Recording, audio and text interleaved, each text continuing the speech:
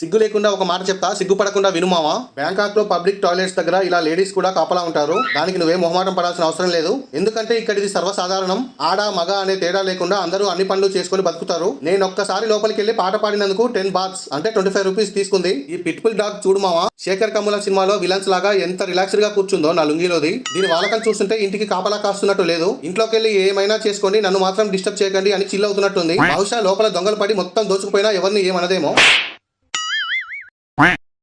ఈ థాయ్ మావ స్కూటీకి ట్రాలీ తగిలించి రకరకాల వ్యాపార పనులకి ఉపయోగిస్తున్నాడు. ఏం క్రియేటివిటీ మావ.